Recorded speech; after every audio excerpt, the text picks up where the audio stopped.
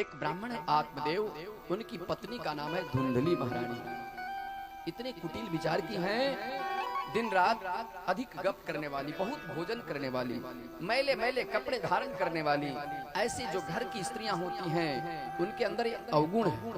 अगर आपके घर की माताएं घर की सफाई ठीक से नहीं रख पा रही हैं, गंदे कुचैले कपड़े को धारण करती हैं और स्नान ध्यान आदि कर्म नहीं करती, तो आपके घर में लक्ष्मी वास नहीं करती। लक्ष्मी को बैठाने के लिए, लक्ष्मी वास कराने के लिए ये कुछ नियम बने हुए हैं।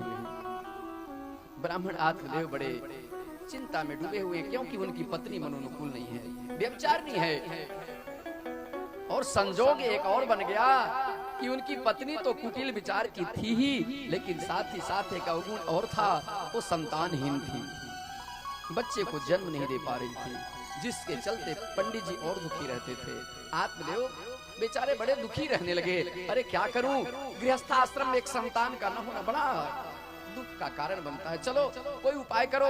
यज्ञ जप तप तीर्थ व्रत सब कुछ किया, लेकिन सब कुछ निष्फल हो गया। बैठकर रोने लगे। क्या करें, अंतिम में रोना पड़ता है, क्योंकि आप कभी प्रयत्न किए नहीं, प्रयास किए नहीं, तो अंतिम में रोना है।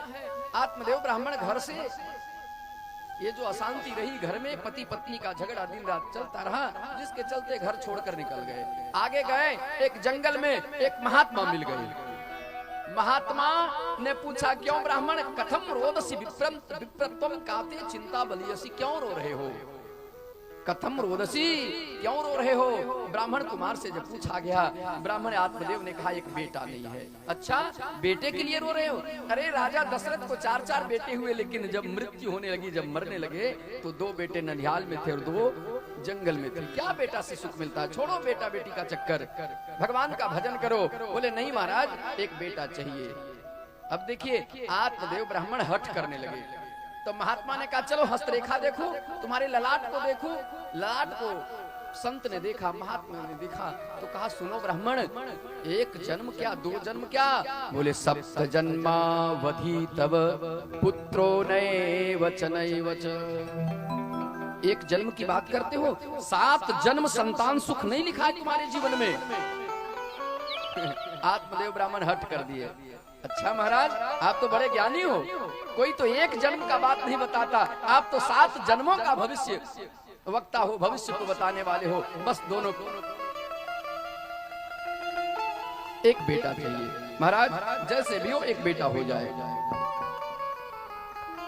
बोले वृंदावन बिहारी लाल की जय हो, राधा रमण भगवान की जय हो। जो भी प्रयास किया जाए एक बेटा हो जाए।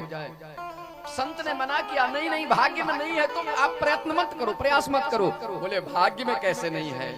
अरे आप तो जब संत ने देखा ब्राह्मण आत्मदेव हट करने लगे, तो चलो एक फल निकाल कर दे दिए। लो ये फल ले जाओ, अपने पत्नी को खिला देना।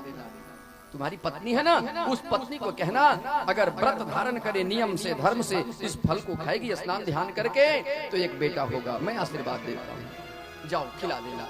लेकिन बताइए, भाग्य में लिखा था बेटा नहीं होना, तो आत्मदेव को नहीं हुआ बेटा, क्योंकि बुद्धि मारी गई। आत्मदेव ब्राह्मण जब फल लाए, तो फल लाकर किसको खिला दिए, उनकी पत्नी धुंधली ने गाय को खिला दिया। जो गाय कभी बच्चे को जन्म नहीं देती थी, उस गाय को भी फल खिला दिया। अपने तो बस बहन की मंत्रणा में पड़ गई, मेरी बहन जो कहेगी वही मैं सुनूंगा।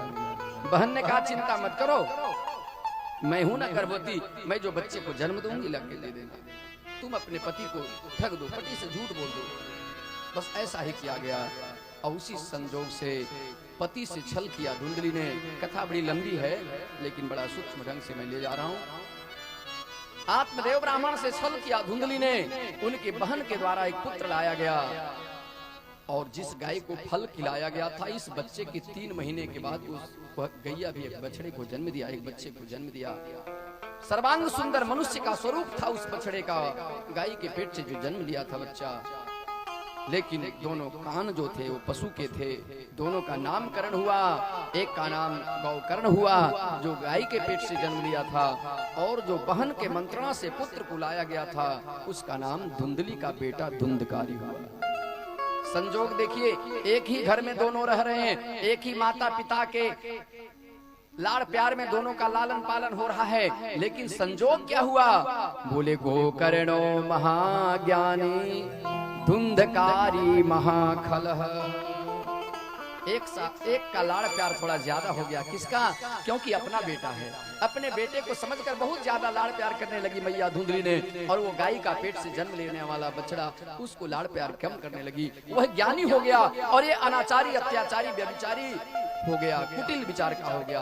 एक कुख्यात हुआ, एक विख्यात हुआ।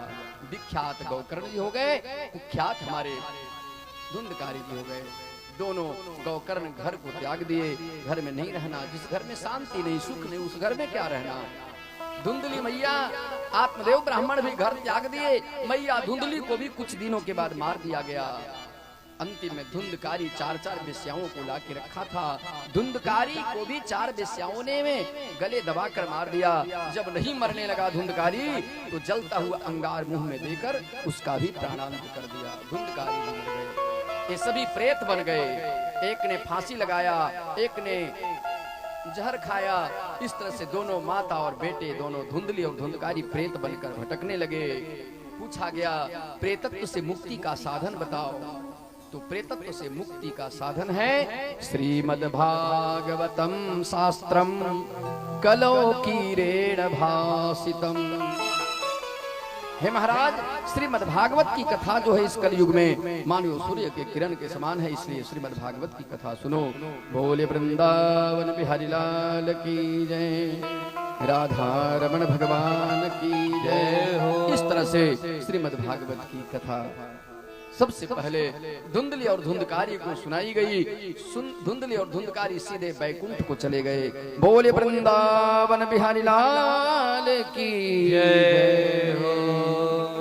राधा